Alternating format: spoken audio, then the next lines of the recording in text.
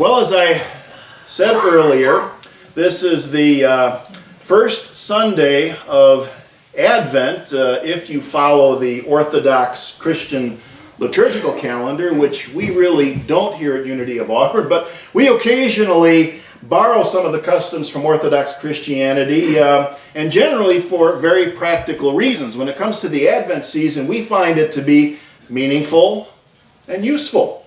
One of the major customs of Advent is the Advent wreath with each one of these candles each week representing the key ideas of hope or faith as it was today, peace and love and joy, not necessarily in that order. And as far as I'm concerned, anything that gets the world to contemplate and reflect on a higher order of values is a good thing.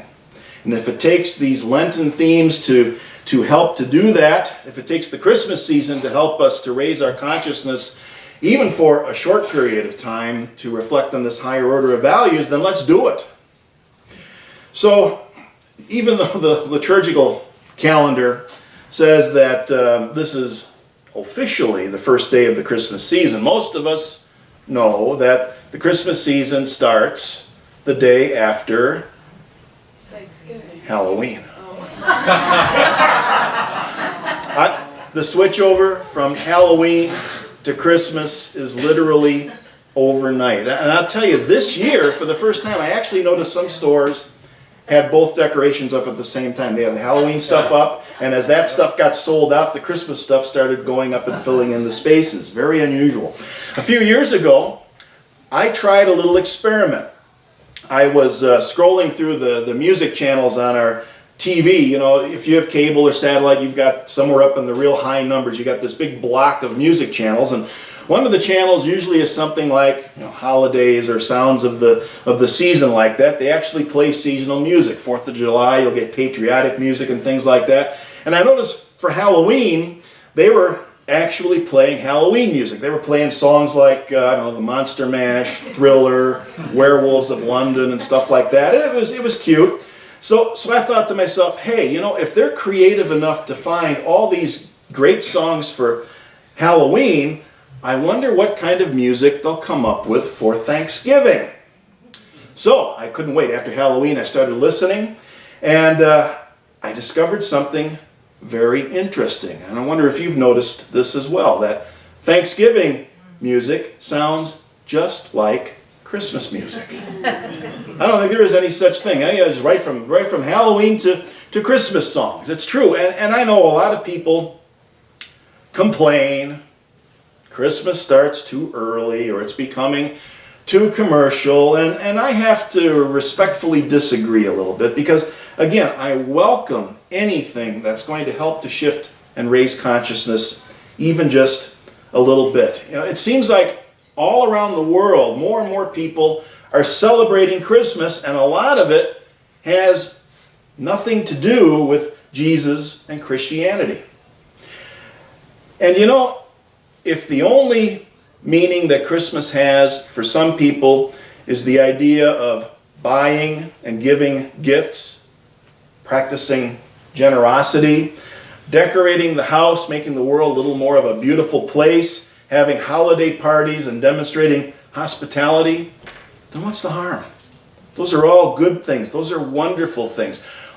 Why should I let it bother me that some people go to excess, right?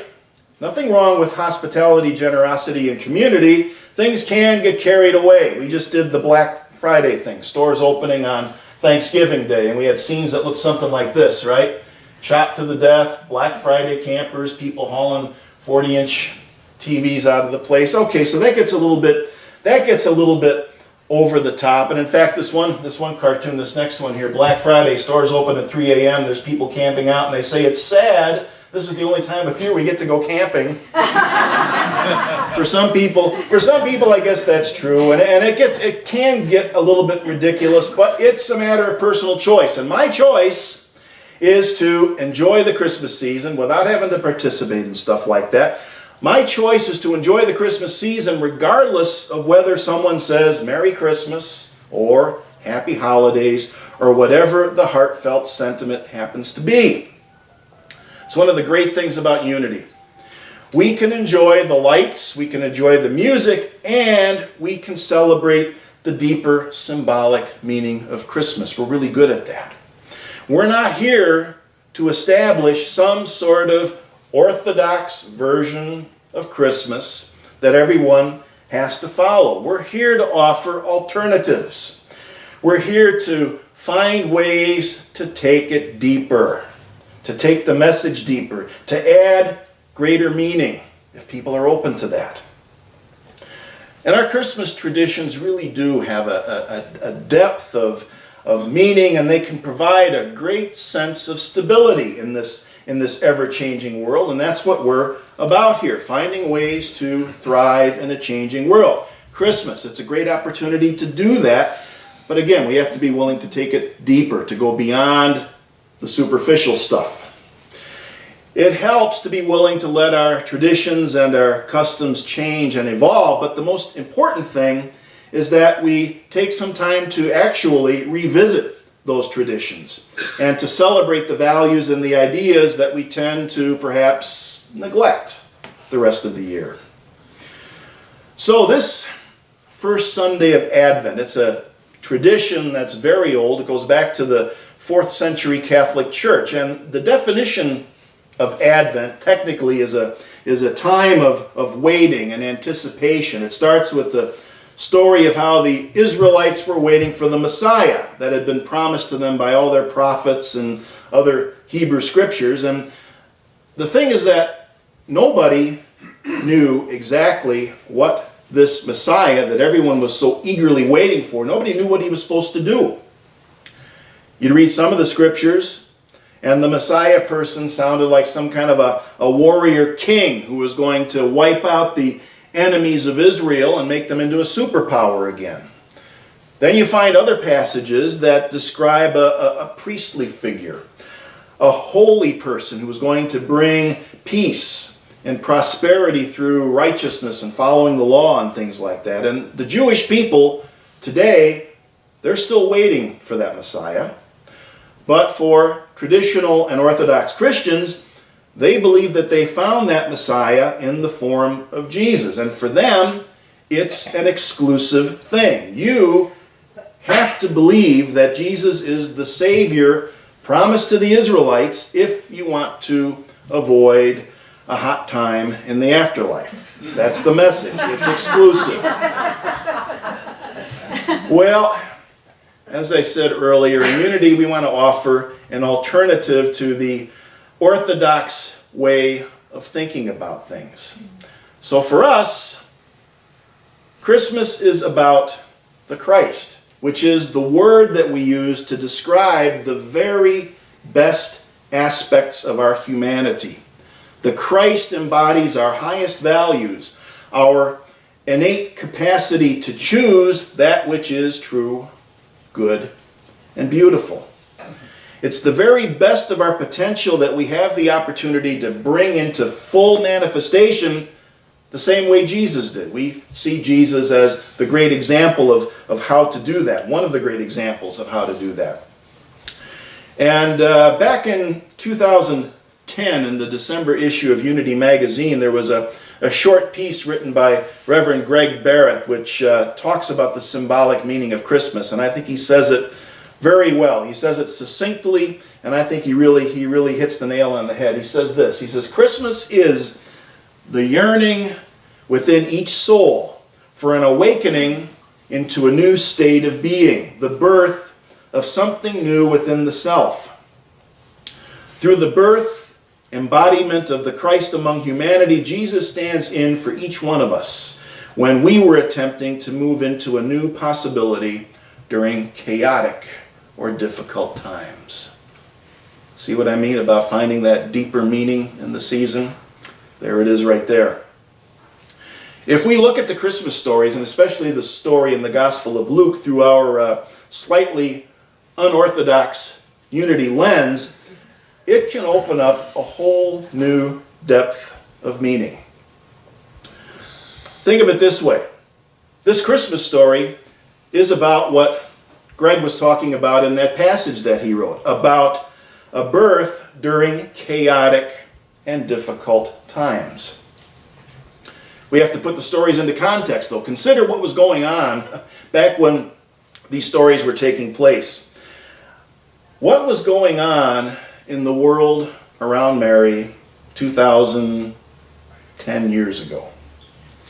Well, first of all, Mary is this unwed, probably teenage mother, most certainly teenage mother, living in a land that was under the occupation of a foreign army, the army of Rome. A foreign army in the homeland.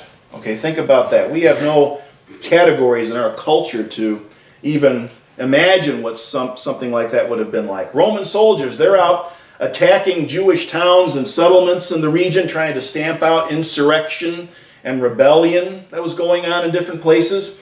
I can't imagine what it would have been like to live in an area where you actually have foreign armies fighting in towns in and around the area.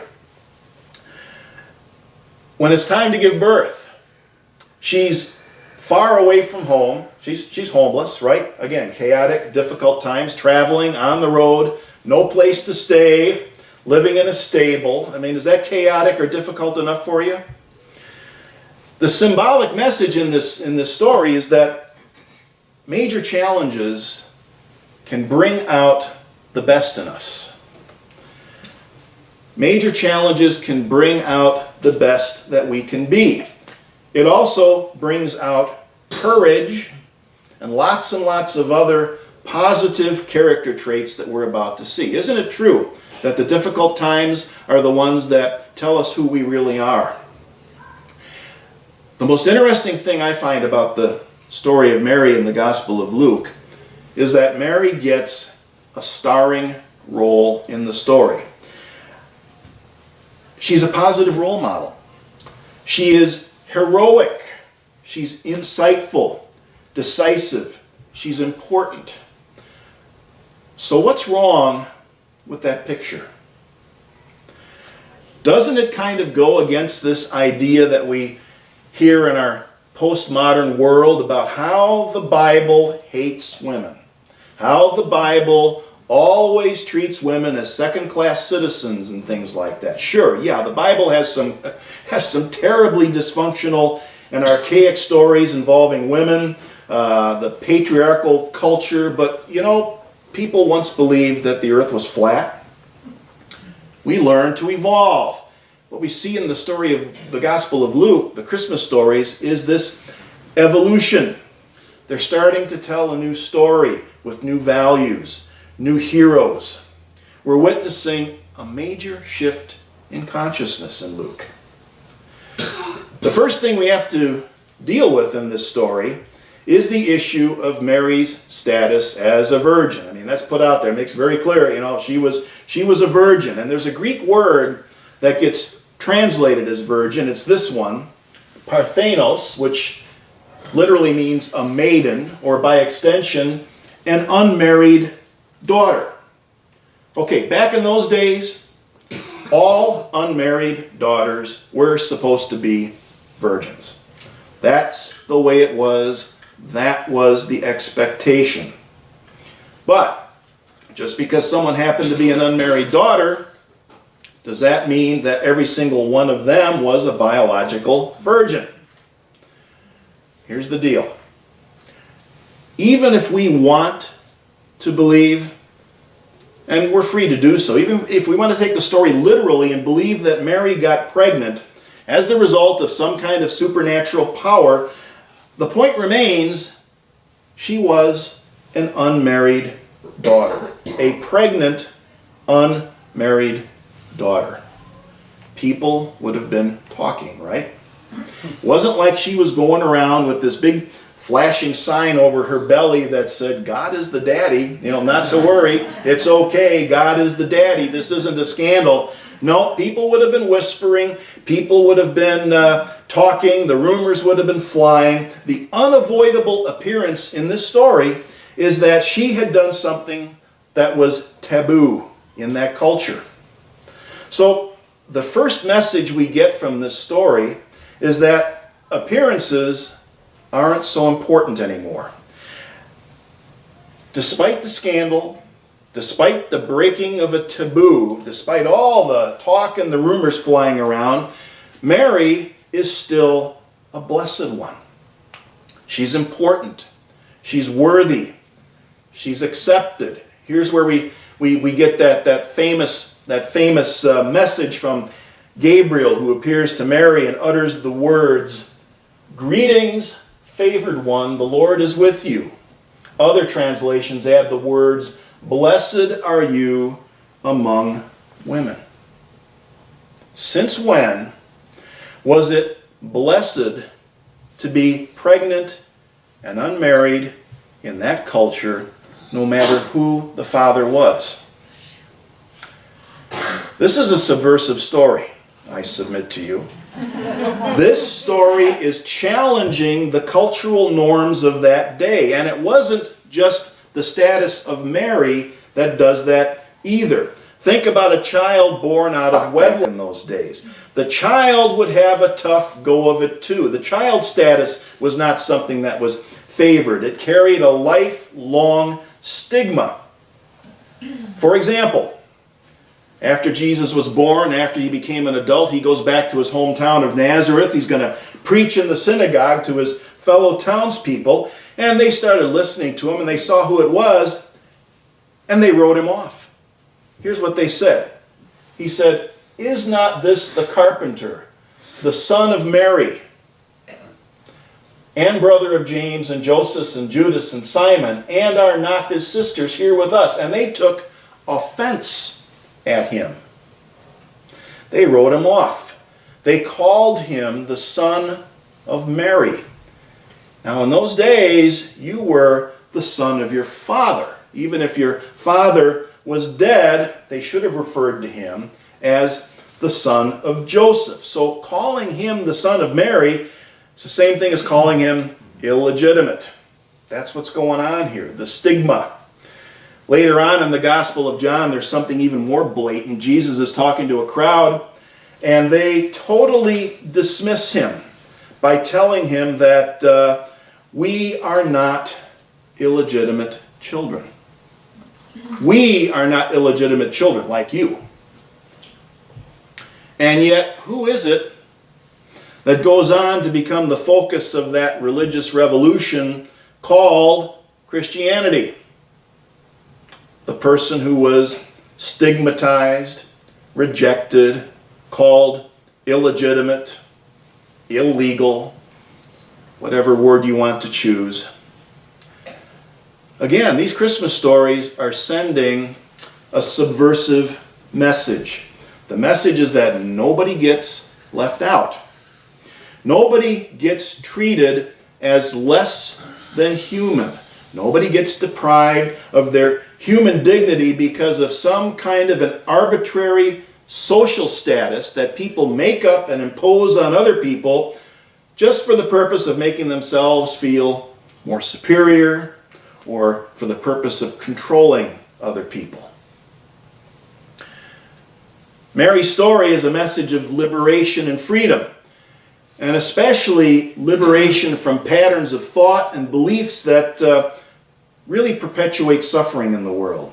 She still lived in a male-dominated patriarchal culture, subject to rules that gave her far many less rights than men had. But through her story, we're starting to see the possibility of a liberation in consciousness. We're starting to see that things maybe can change for the better.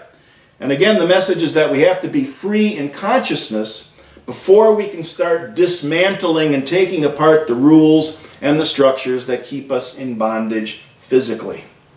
Got to take apart the mental constructs that keep us in bondage before we can liberate ourselves physically. So again, I submit that the Christmas stories carry a message that is radical, subversive, and unorthodox, and you don't have to twist the words and meaning to really be able to see it. It's clear and it's obvious once we put these stories in context, which is why they're still powerful and meaningful today. So Mary's story continues next with Mary traveling to visit her cousin Elizabeth, where something unorthodox happens once again, which is where we will pick up the story next week. Hope to see you then. Thank you.